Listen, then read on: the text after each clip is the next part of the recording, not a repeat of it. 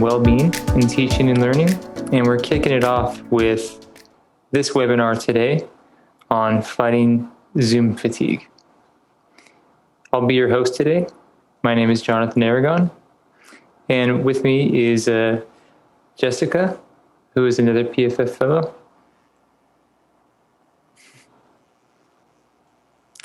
And let's see, anyone else here from PFF?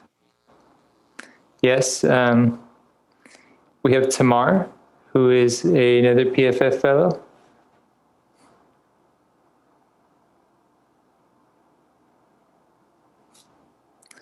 And she says hello via chat. Thanks, Tamar. Thanks, Jessi, for the warm welcome.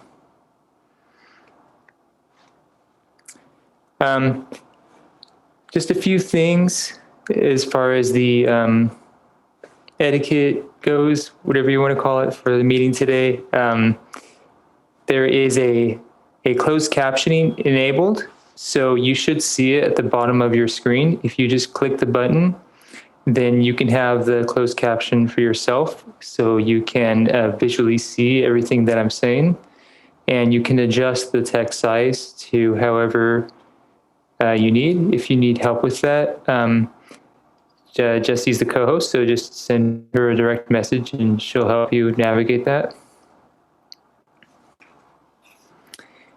And feel free to, with these webinars that I do today, just feel free to jump in at any point. You don't have to wait until the end or at a certain time to jump in and talk. Feel free to jump in and talk anytime you want. And the same goes for chat. The more engagement, the better. That said, don't feel like you have to be on camera or that you have to be not on mute. Do whatever you need to. Feel free to turn your camera off, turn away from the screen if that helps you, and just listen. Feel free to jump in and be active as well. Whatever you are feeling right now is perfectly okay.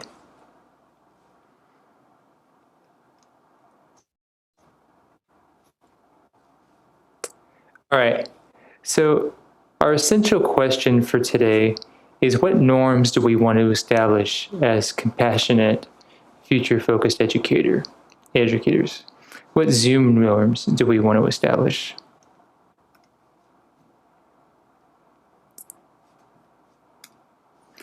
And our agenda for today will go as follows. We're going to talk about the causes of Zoom fatigue, the solutions to Zoom fatigue, some possible solutions. And then we're going to get into the bigger picture overall and the opportunity that we have. And it's broken down, I represent them in these sort of bubbles from smaller to larger because the tactics are great. It's great to come to these webinars and get the tactics.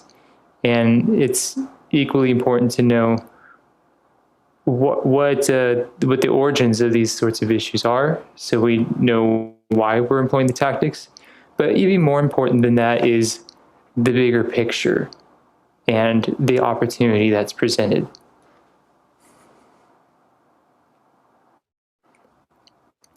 Just to sort of prime us for the topic for today, I put a few questions here on the screen, and feel free to reflect on them for a minute and consider how spending many hours on Zoom is impacting you.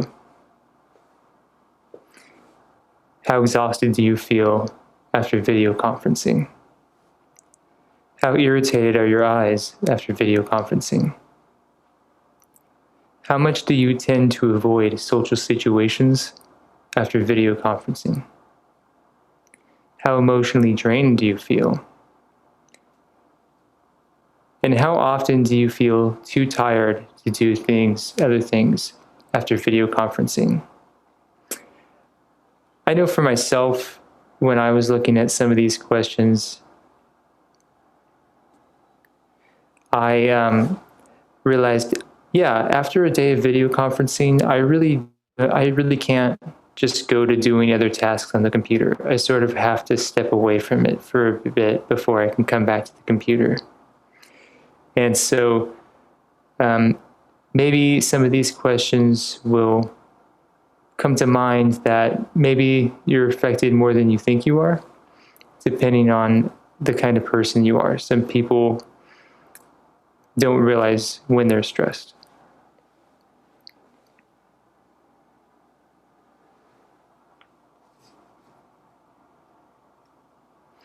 Okay, so I'm just going to start out by jumping right into the causes. So there's some research that has come out very recently looking into the causes of Zoom fatigue. And Bailenson, 2021, has addressed some of the theoretical reasons for this taking place. And one of those is coined as hypergaze, which is the amount of eye contact that you have in and the size of the faces. So a lot of the Zoom fatigue in general is a result of taking something that's very humanly natural and then making it unnatural. So hypergaze is one of those unnatural things that our brain is sort of struggling with behind the scenes. So in a normal social situation, we're not like this on each other. But in Zoom, we sort of are. We're at a very close distance. So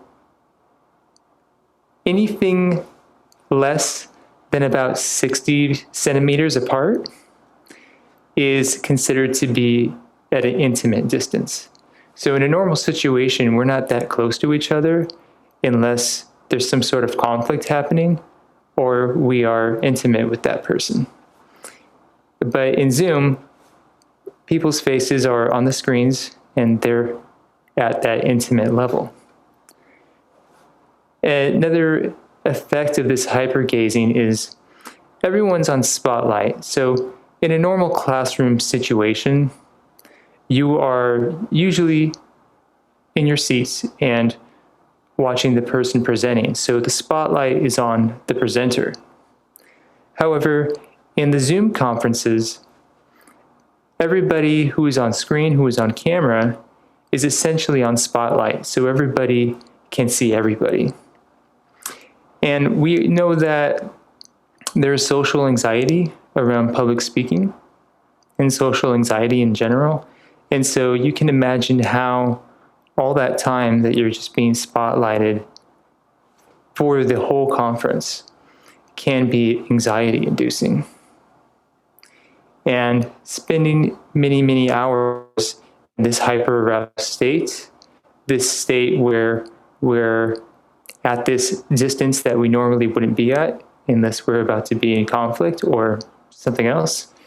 And this social anxiety attached to it is very unnatural, and it is part of what causes the fatigue.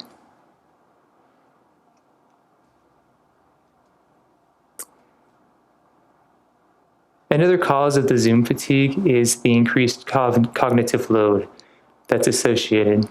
So it's not just for the speaker and it's not for the attendees, it's for everybody involved because we're sending and receiving messages when it comes to human communication at a constant time. The difference is in an in-person interaction, there's lots of subtle cues that we're picking up on all the time.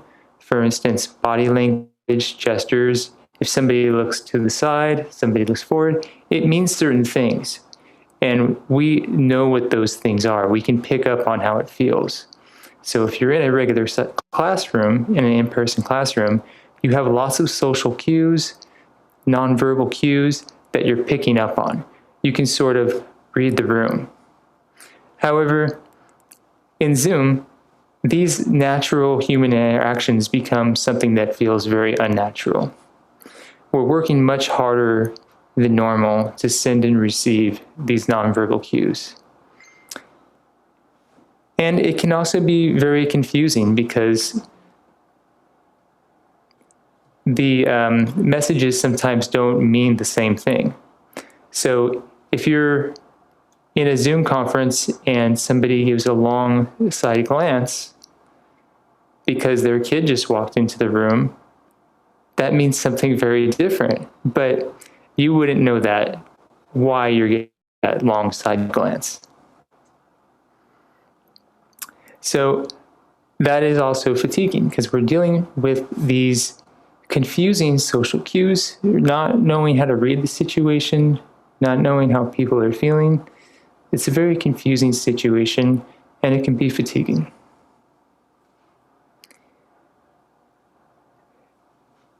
So the other thing is seeing yourself on camera all of the time. It's like spending all day in the mirror. And that can be taxing. So in real life, like when you're talking to somebody, they're not holding up a mirror back at you when you're speaking to them.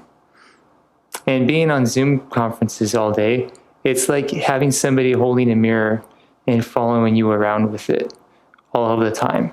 Whether you're sending the messages, whether you're receiving the messages, giving the feedback, getting the feedback, you're looking at yourself all the time.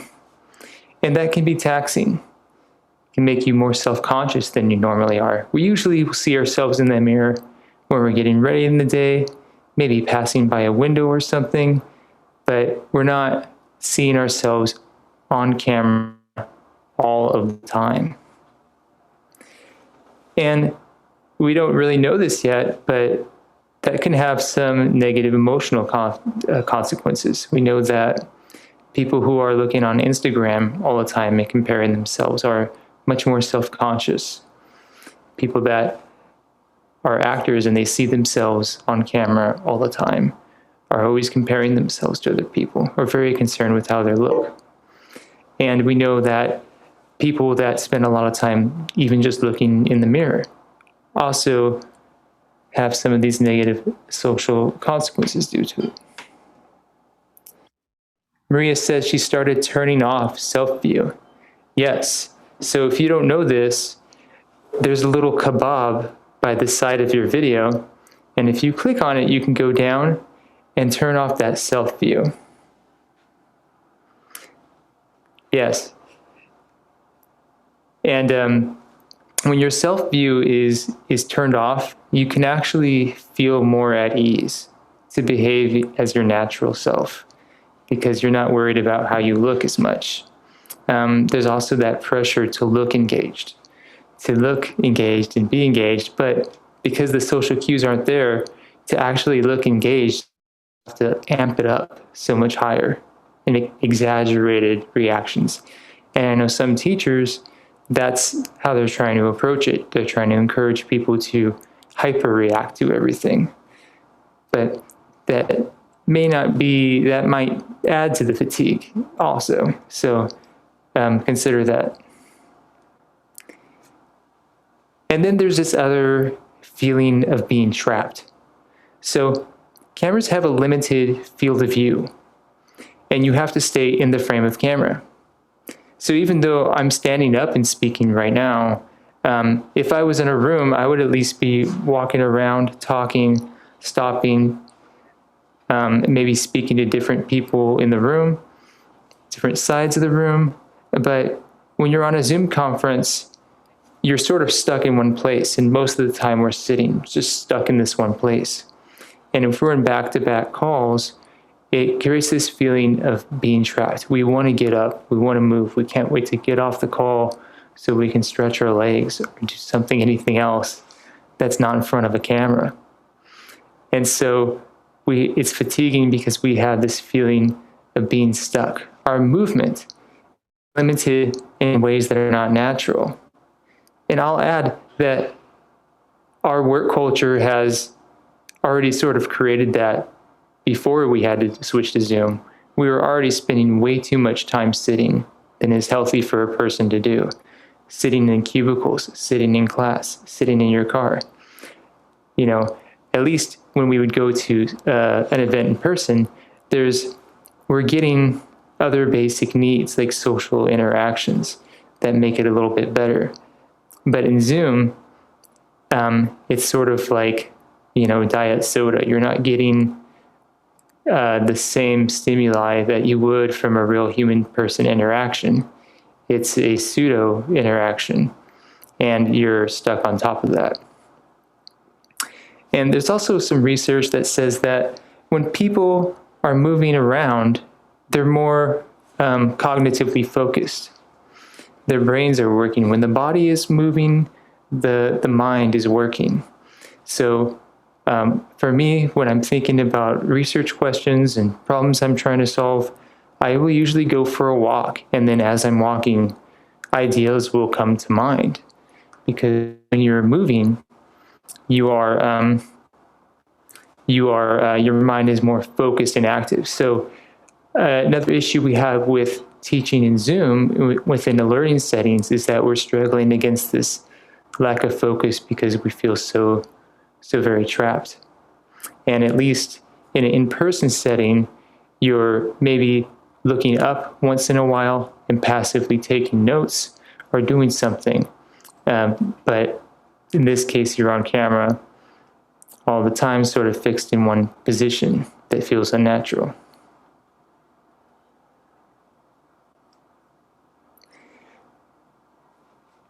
Now, that was Bailensen's theoretical foundation work. We've had some other researcher that has come out to follow that in an attempt to create something measurable so we can measure Zoom fatigue. And so this author here developed a 50-item Zoom exhaustion and fatigue scale that has showed good reliability across 4 studies with over 700 participants. And the scale revealed these 5 dimensions of Zoom fatigue: general fatigue, social fatigue, emotional fatigue, visual fatigue, and motivational fatigue. But the key finding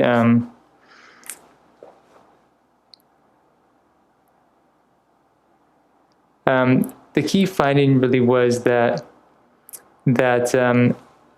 people who have longer meetings tend to feel more fatigued than those who have shorter meetings, and moreover, people feel more fatigued after a video conference. That people who feel more fatigued after video conferences tend to have more negative attitudes towards it.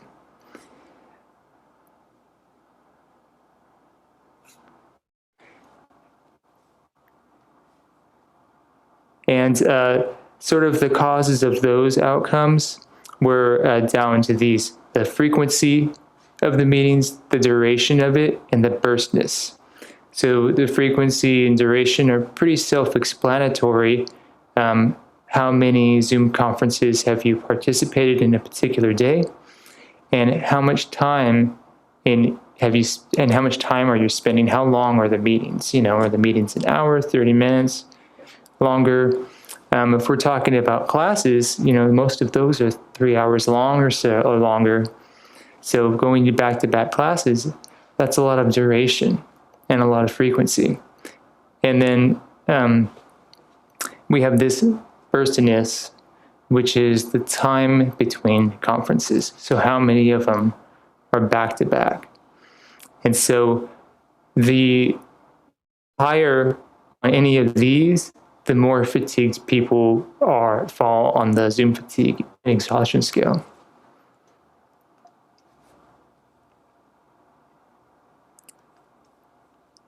Okay, so now we're getting to some of the solutions. So hypergaze, one of the solutions for that is to limit the size of the screen to whatever your comfortable bubble would be in an in-person setting. So you reduce the screen size on the window relative to the monitor size, and maybe even use an external keyboard so that you can get further away from the camera. And so you would put it in grid view and then put your grid view down to where it's your normal social bubble, which the author, Bailidson, says for him it's like 50 centimeters is like his comfortable distance. And so reducing that and then getting at a distance will help reduce some of that hypergaze. And then we have the cognitive load. So one solution for that is to reduce the nonverbal, to have like audio only breaks to reduce the cognitive load that comes from all this nonverbal trying to pick up and sift through these awkward social cues. And so if you're teaching a class, something you might consider doing with your students is having audio only breaks where you have a period or a point in your class where you would say, okay, this is listen only time. So turn off your camera, get away from the screen. Yeah, Tamar says she loves the idea of reducing the cognitive load. Audio only makes a lot of sense. Yeah, I agree, Tamar. When I came across this, I was really excited to hear that because I, for a long time, have felt, why are we like, we have technology, we have smartphones, why are we trapping ourselves in these sitting positions doing unnatural things all the time when you could have an audio only break?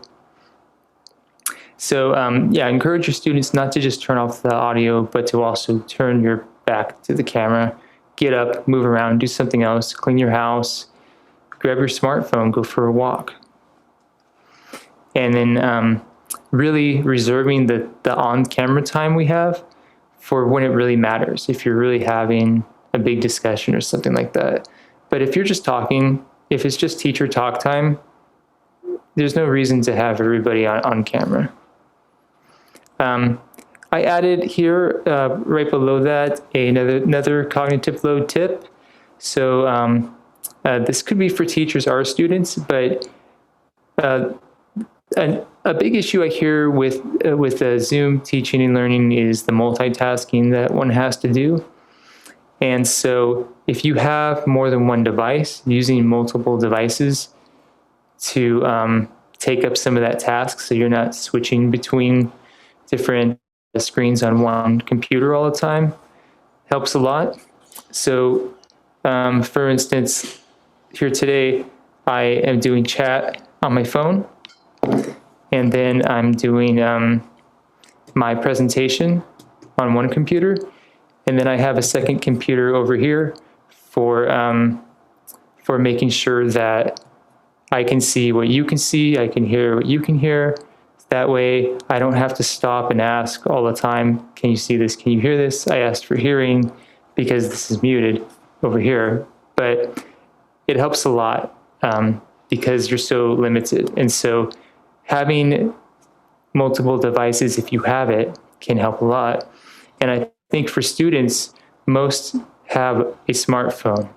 So just having that smartphone join into the meeting, having them bring that, could help reduce some of that cognitive load.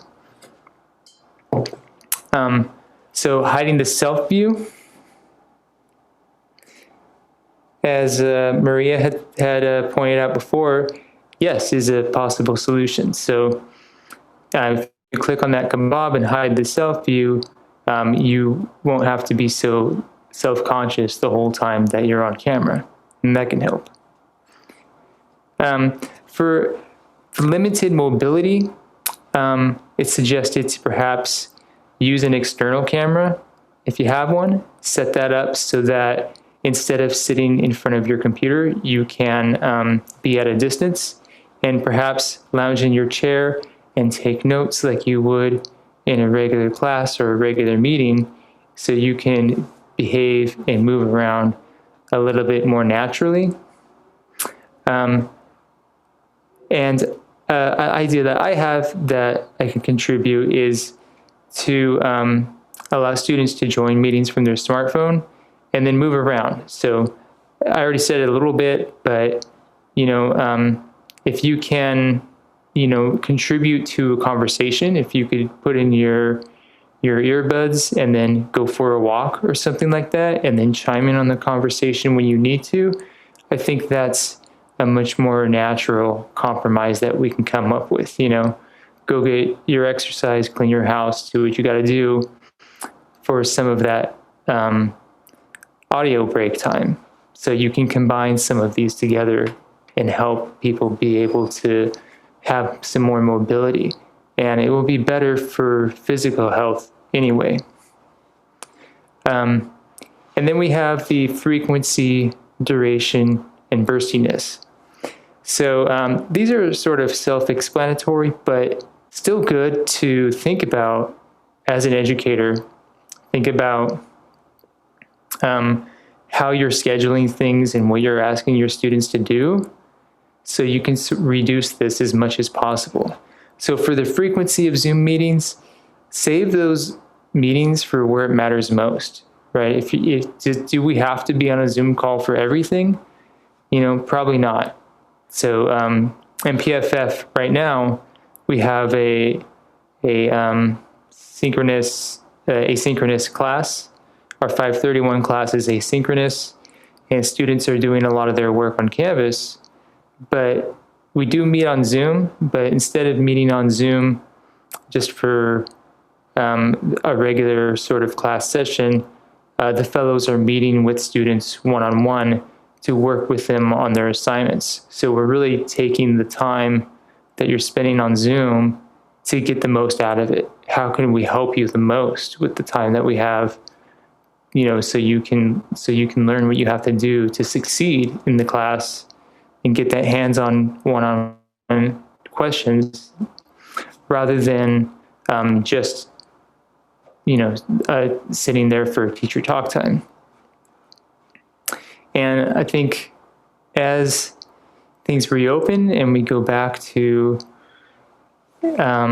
in-person classes, a lot of universities are saying they're going to opt for hybrid models where you're on the ground sometimes and you're on Zoom some other times.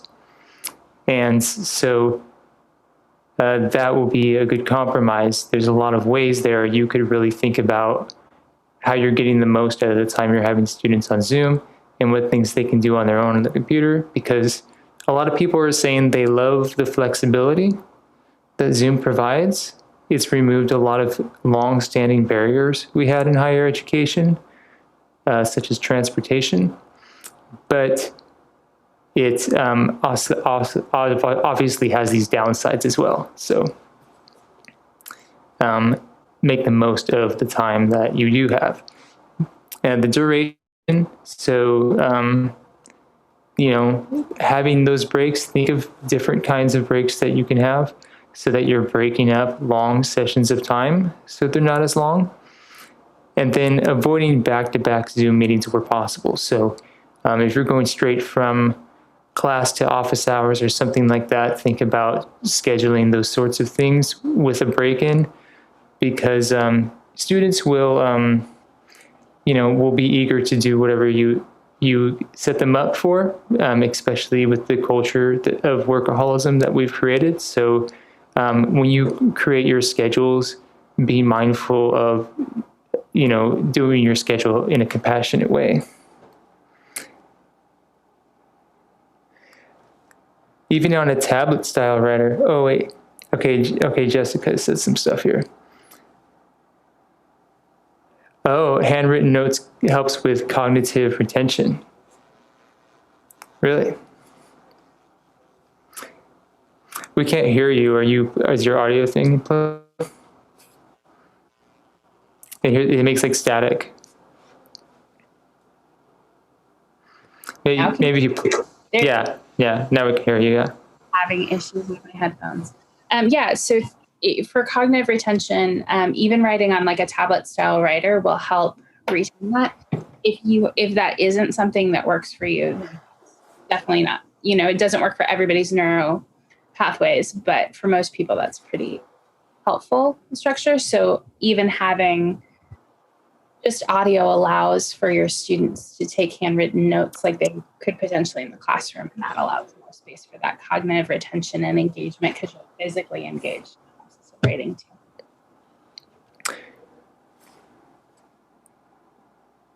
Nice. Thanks, Jessica. And then you said that means students can work at their own pace in a certain time frame. That was in regard to what asynchronistic learning structure. Oh, right. Because we run one of our courses as an asynchronistic class. So we give modules and students have a time frame to work and they can pick what works for them outside of their meetings with us. Right. Yeah, that's a good point. Yeah, when I throw out those terms, I should really define what they mean. So thank you so much for doing that. And then yes, and that's another good point, that we allow the students to schedule the time that works for them, which is also really important. So they can maybe even schedule around their other Zoom meetings. And we should encourage our students to consider to not schedule Zoom meetings back to back if they can avoid it. Kim says that that they find Zoom office hours work much better in one-on-one with an individual student than having a set time where multiple students attend. They're much more efficient meetings. Often students is often just 5 minutes. Yeah, that's a good point, Kim. You know, I've seen it. I know we've all seen it so much where class ends and then everybody lines up to all go to the office hour at one time. And then in Zoom, you know, it's kind of, it is kind of better to, have one-on-one individual schedules rather than just having a set time. That makes a lot of sense. Yeah, and you also learn your students that way. Like some of your students are going to need more time for clarification and other ones are just going to have those 5-minute questions. And so the more you do these individual one-on-ones, the more you know which students will need what time frame too, which helps you on scheduling as well. So it's a great thing to be mindful of. Yeah, and sometimes as part of those individual schedules, you get to know more of what other things they're juggling in their life. If they're in the middle of moving or something like that, there's a reason for it. It helps a lot with helping you to provide learning in a way optimized. Oops. So those were some solutions that have been presented by the some of the researchers that are in this, and I shared with you some of the things I'm doing. I forgot to mention this. Another one is that, you know, I put like a box on my table so I can stand up and talk like I would in person to create a more natural environment. But let's take a moment to hear from you. Do you have any ideas, possible solutions? I'll come back to the grid while you're thinking, so you can see like some of the problems up in the top column. Is there anything you're doing in your own teaching that you find is helping with Zoom teaching in general? It doesn't have to be about fatigue. Or that you have professors who are doing that has been helpful for you as a student too.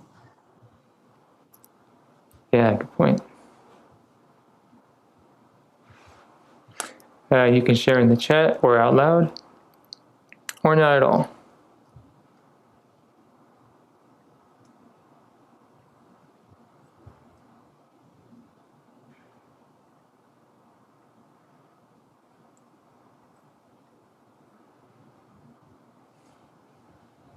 Katie, that's really helpful.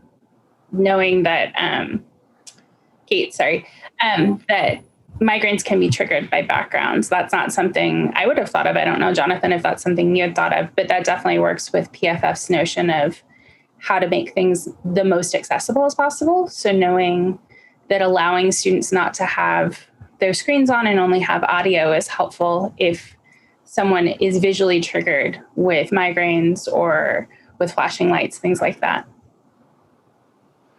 That's a good point. I didn't know that. Hopefully my background is not triggering anything. Yeah, maybe I should start turning it off. Tamar said, I think one of the simple things has been the regular reminder that students don't have to be on. Yeah, I heard from some students early in the pandemic that that some teachers were trying to be really rigid about, like, you have to be on camera all the time so that we know that you're attending and you're not like slacking or cheating or whatever. I mean, my view on it is that, they're taking everything in higher education is very voluntary, right? Everybody is teaching voluntarily, doing research voluntarily, and students are signing up for the classes voluntarily. So if they're not doing the work, it's to their own detriment. It's really their own choice, but I don't think we have to police that much. And what I heard from a lot of students is the professors that were really rigid about trying to keep that tight control ended up having to backpedal on it anyway, because they just realized that there is so much more basic needs that need to be met that they cannot contend with. Policing takes a lot of teacher energy too. So you really don't want to put yourself in that position. Just give the people the flexibility to do what they need to succeed.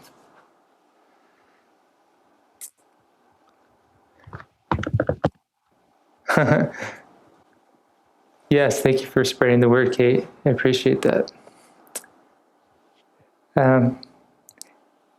It's a matter, Mars says, it's a matter of whether educators want to double down on the status quo ways of teaching or being willing to exercise empathy, assessment, and open to change. Absolutely, 100%. And I think that takes us here. I think that's a good segue to this sort of bigger picture. So the bigger picture is we're talking about Zoom fatigue today, but for most of this time that we have been teaching and learning on Zoom, we've been dealing with pandemic fatigue as well. So for many, the only social interaction that was being had at all was on Zoom. And that's a brain tease. There's a lot of basic needs we get from in-person interaction that I suspect you're not getting. I know there's been some fMRI studies that have shown that acute social isolation triggers midbrain cravings similar to sugar. And I think there's probably some dopamine and oxytocin and other things that we're just not getting. And so we're dealing with that pandemic fatigue on top of that.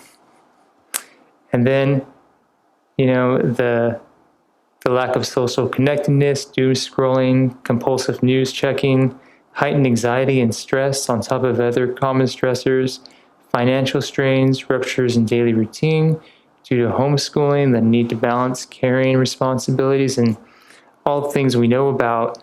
We've been dealing with pandemic fatigue on top of that. And educators have done a great thing by contributing a lot of unpaid time to move things asynchronous and to also be that primary contact person, because teachers are sort of the first person that we come to contact with as students a lot, and we're not getting support from other places that we're getting. Teachers have really had to step up and think more about well-being, their students' well-being, than they ever had before. Compassionate teachers, we've always cared about well-being, but the higher education system, maybe not so much. I mean, I shouldn't say it like that. We have like these basic needs. So this is like a model we use in this is Maslow's hierarchy of needs, but we use this in PFF a lot to demonstrate how in college education and higher education, it's higher order learning. So we're asking people to perform at a very high level. And typically, to perform at a very high level like that, your basic needs should be met. But that is not the reality that we live in. So we were already working with an educational system that grew out of serving a very specific population, people that have a lot of their basic needs met. But higher education has changed very much. We have a much broader population coming into it, and we have not really, it's been a very slow shift to changing the way we do things in higher education that is better for well-being along with learning. I mean, we know from the research that well-being and learning work in tandem. They're not two separate things that should be addressed in different places.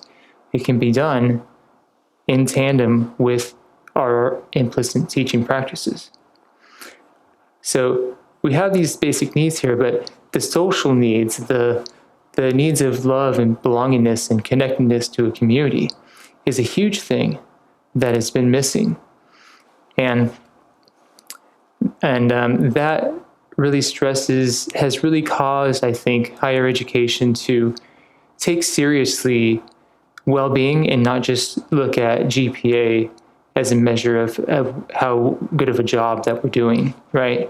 We really need to start thinking of well-being as an important thing, not to make it a metric to the point that it becomes something like a 5-minute break. You have to take it at this time when I say to, which is, we don't want to make health something that we force people into as a metric, but we do want to take very seriously how well of a job we're doing, looking at how healthy our students are, and not just are they meeting their degree milestones. And so there's these long-standing unaddressed problems in higher education that we've dealt with, and we've heard one message for a very long time, which is rigor, which is if you want to be happy, then you should work hard for it. You should pull yourself up by the bootstraps. And we have this very competitive culture. Higher education, academia and the entertainment industries are probably two of the most competitive industries there are. And so we have a very competitive system as it is. But this sort of culture of workaholism is making us very, very sick with stress, to the point that you will hear people say things like, I'll sleep when I'm dead, right? And that's very sad to me, because if you say someone they need to get 8 hours sleep and they say, I'll sleep when I'm dead, that's a product of a culture that we have created.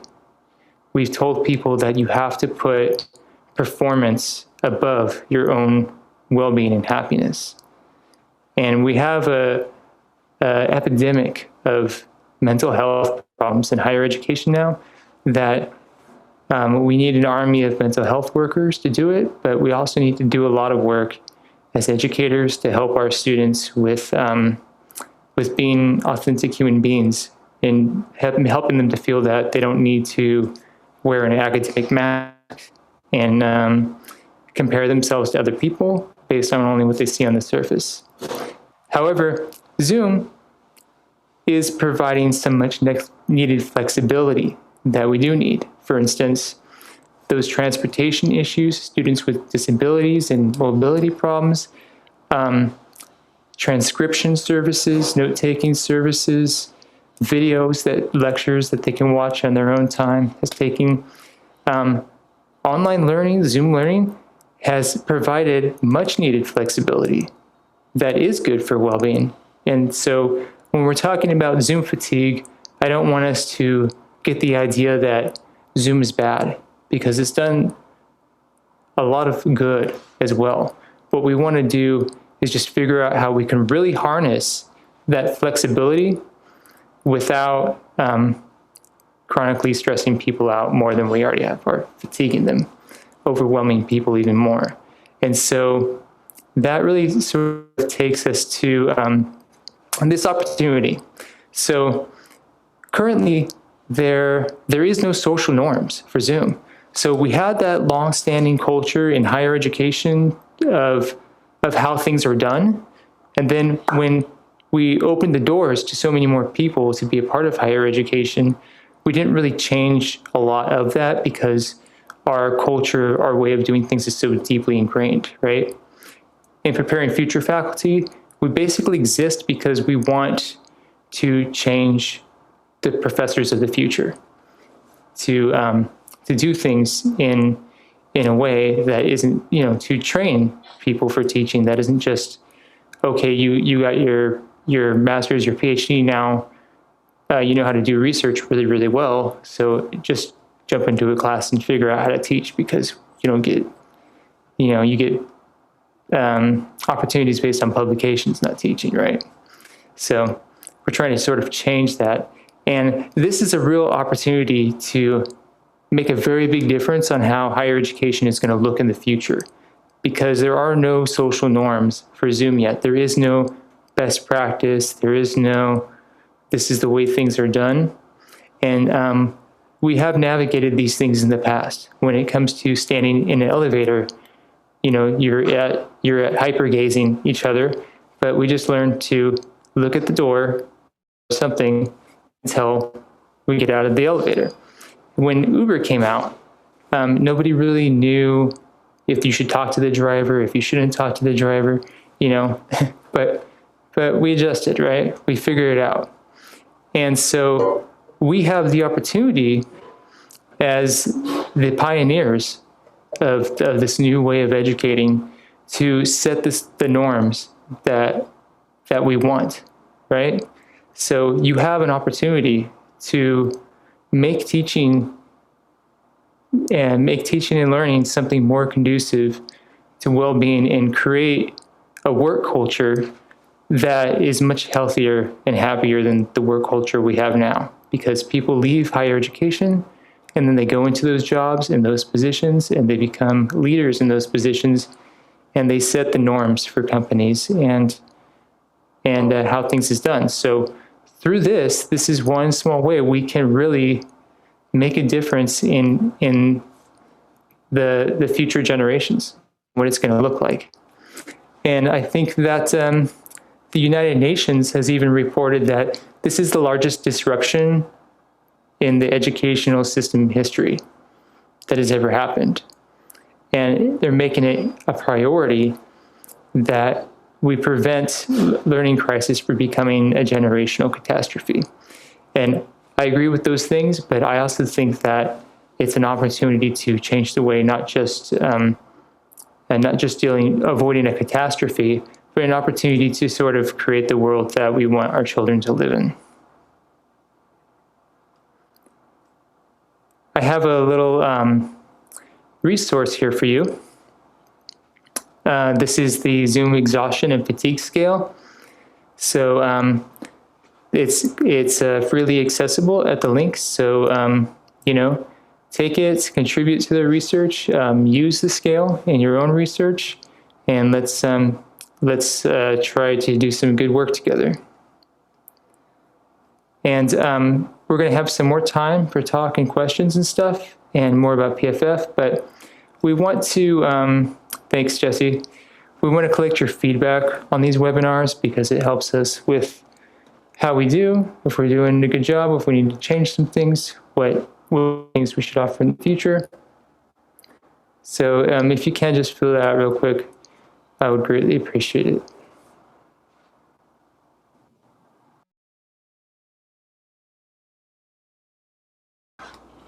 Someone asked for the link for the scale in the chat, so I just sent it. That makes me happy. It means you like the presents I brought today.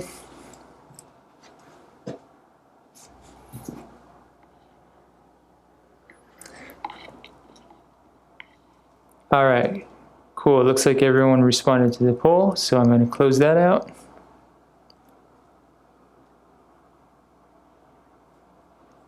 And it is now in my way, and I cannot see anything. Okay, I closed it. Great. All right. So just some quick plugs. I'm doing another webinar, same time, same day, next week, on inclusive learning management systems. So designing your front page for Canvas.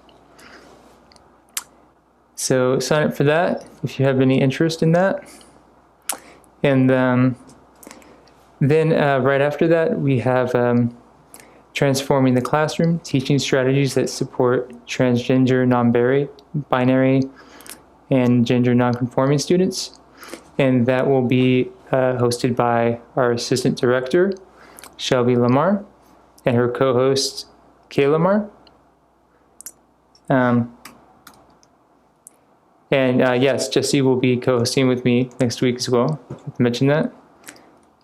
And I'm also, they won't be posted or anything for a while, but in the fall, I'm going to be doing some webinars with my brother as well, who is a psychotherapist, also very focused on well-being for your students, focusing on things like imposter syndrome and helping students with help seeking and these sorts of issues. I'm also doing a webinar in the fall on non-traditional research literacy, so social media, things like that, if anybody's interested in that. Nice. Thanks, Jessi.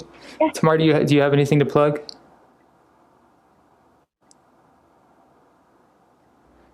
Tamar's good. Okay.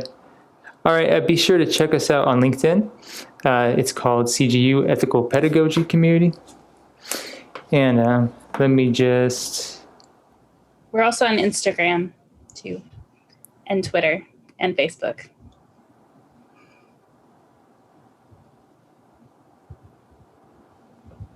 Select.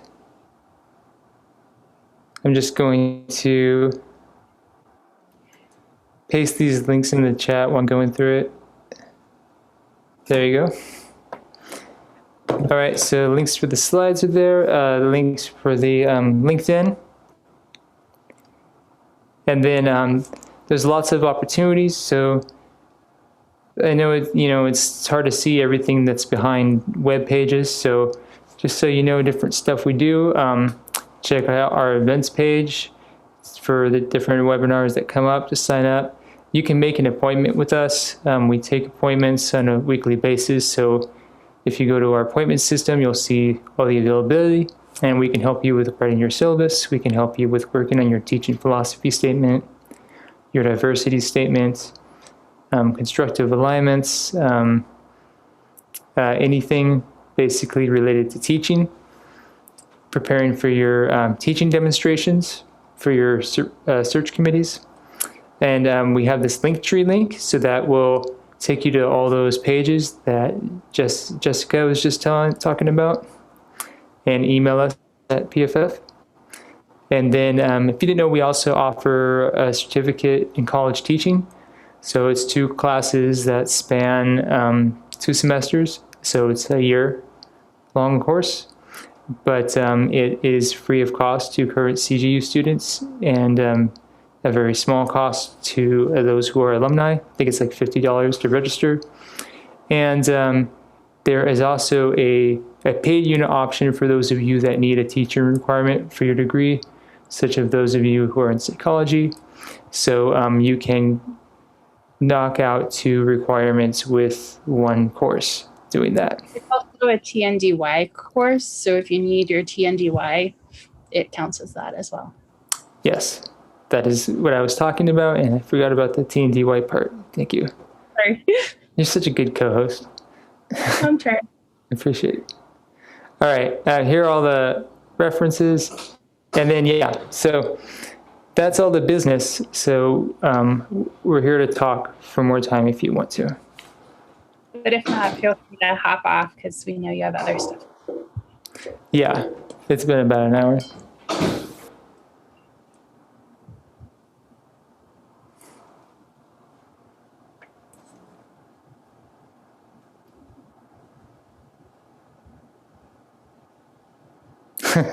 Someone's got a back-to-back Zoom meeting. All right, Kate, we'll see you. Try some of this stuff.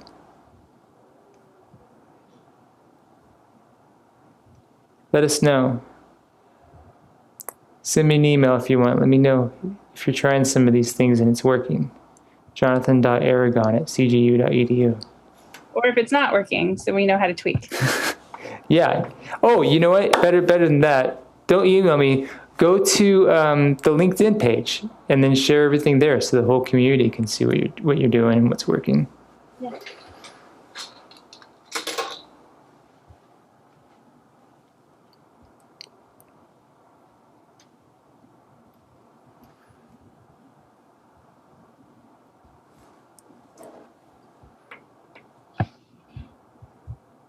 And that's the end of our webinar, unless you have questions.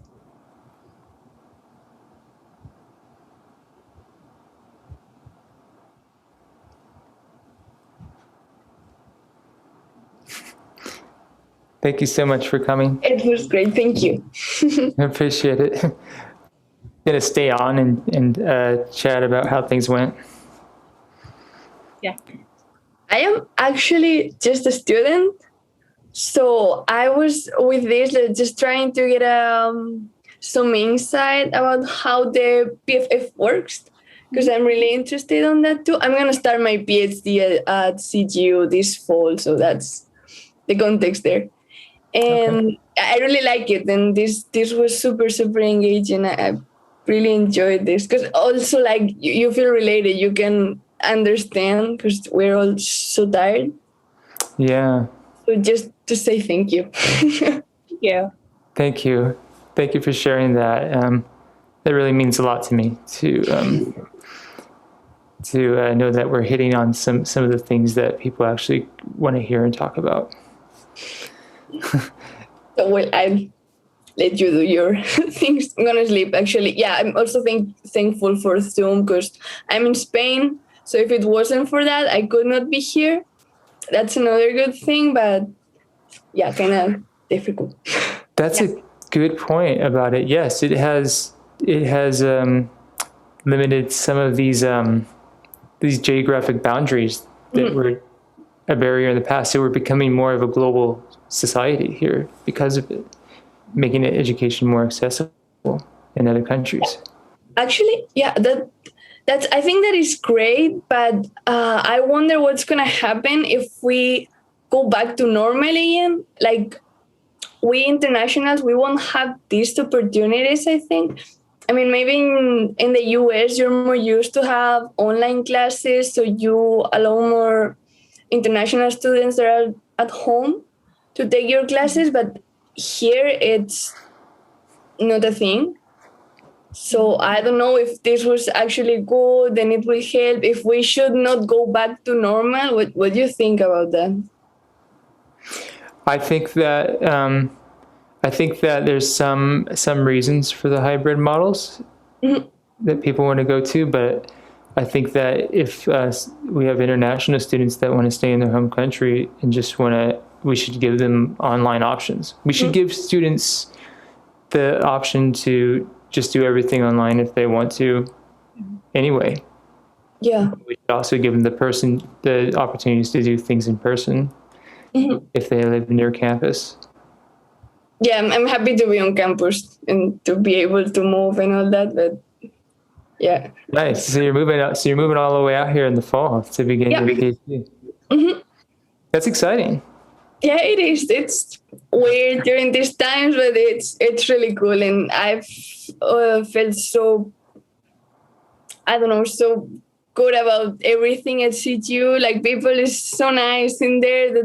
That feeling, they didn't give me that feeling in other schools. So I am excited. It's great.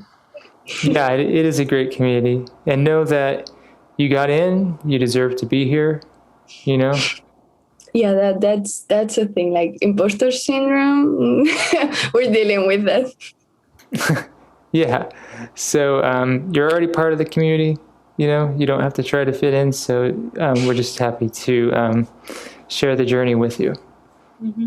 Thank you. That's great to hear. Wait, yeah, I think that's all. It's time. Thank you so much. Thank you. Yeah. Bye. All right. Day. Bye.